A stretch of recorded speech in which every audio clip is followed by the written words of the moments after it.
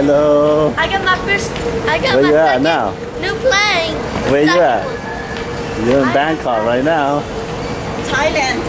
Thailand. Hi, brother. You have fun with the airplane? Kinda. Huh? Kinda.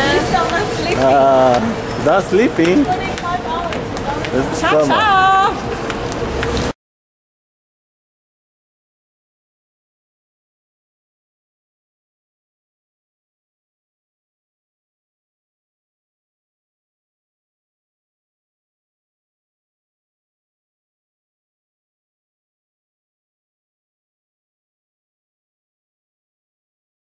I don't want to nữa mà.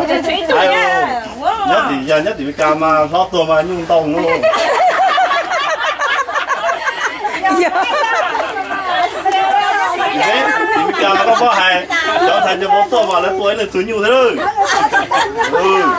Mà nhưng mà tông nó. Okay, anh bỏ ra, come here boy, come here. Oh, the two. Okay. Okay, that's my. He don't have any. He don't have any son. Okay, this son belongs to him.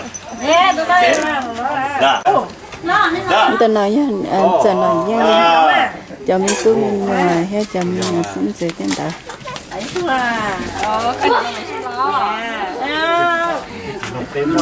Dạ, đúng không ạ?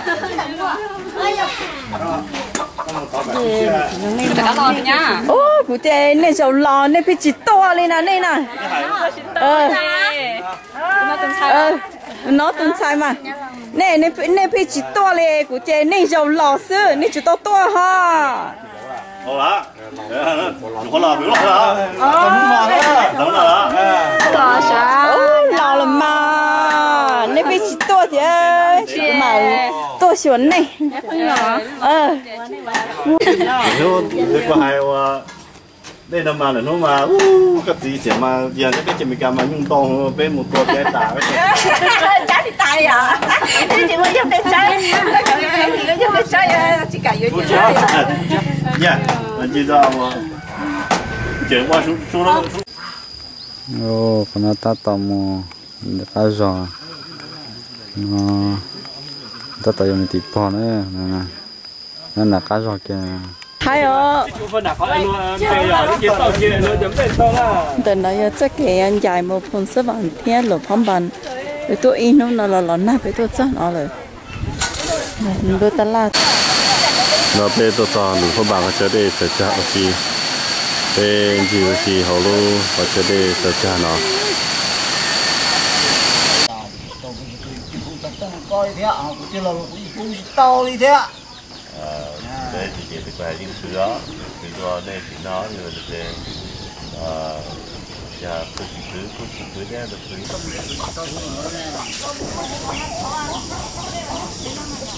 Đấy chứ nó to à? Nó to này nó to đến bên đấy. Là bể là chiều khi là ta chơi và cũng là thì nó là sau gì nhiều việc hả? Ở trong xe, trong chỉ đây một trăm một nhông là chơi và một cái khả năng xa tôi là và ít phần tiền này sẽ là tôi sai hay được vào trong cái vài cái chế thế mà chỉ là hai áp lực nó cho một sai Nếu nó của tôi của là giờ tu lâu đấy,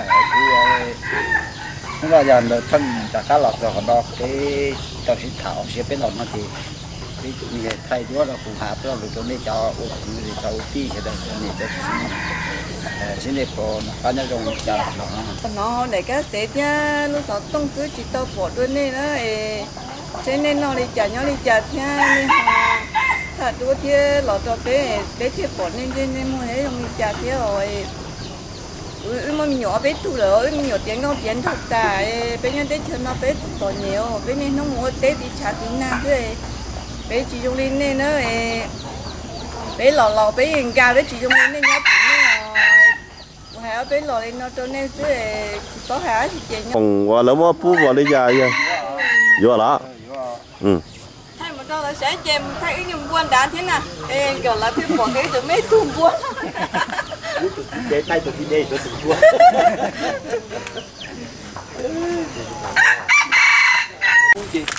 đó cứ vào thì hắn nó như thế kiểu mọi người cũng có tí chưa không la thì bây giờ được nhắc tìm được不懂都哪的我倒我就睡觉的在你们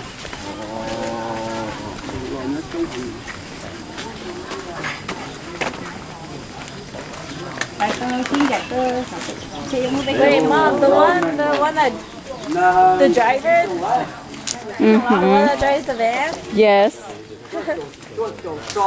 That's what they said.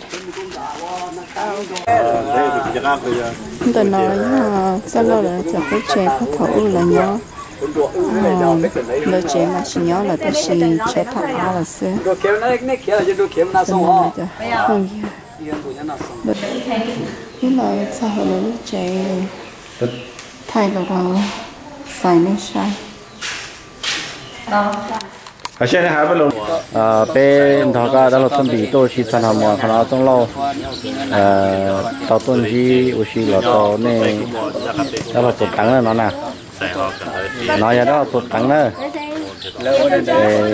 nè tàu thay tàu lòi tàu thay mỗi vị có nè chùa còn nói ra nên đó là tàu trắng có mũ có một cái lợi giờ ta chỉ cũng mũ thì mình thấy gì cũng xuống xe giờ ta chỉ có mũ thì mình thấy gì cũng xuống xe tới bố tụi nó ya đó là tụi nó ya bơ câu ya tụi cứ thì có nữa tụi nó mua cả những thứ khen là thì đó là tụi mày nhau nữa thế tụi nhau họ là thật tiểu chi này bây giờ một số liệu có bé lỏ đó to đó mà to thì mà thằng lo chung ấp hả đó các sở của thay cái tê sao Nó mà ta biết thay à? là rồi nó ta khi phó thì bây giờ nó tôi như thế nó phó tổng quản đấy họ nói ya bơ câu ya tàu cho là một chi là sao họ nói nên là rồi họ nói tôi thật thế nữa nên là tôi phỏng vấn một cha lấy cho cái tí cho nụ mua là tí tết cho nên trên đầu đấy Cái chuyện nó mà cũng bỏ lại mà nó sẽ cha liền cho hai cái phô tôi mua cái giò thật gì bác thì tao là nó nữa lo nó gì qua cả hai giữa phía nhỏ nên đó là chụp bắt là bây giờ mà nói ra được tú nữa tụi cho lò thì những cá lò nữa mà thay tới đó tụi cái nói ra được tụi thay đó nữa thì nó để phía nhỏ lo nó bây ô đi nhặt ra to nè rồi giờ lò thì nó trồng nghĩa thì lò thì cho cái bé chơi tua cho nó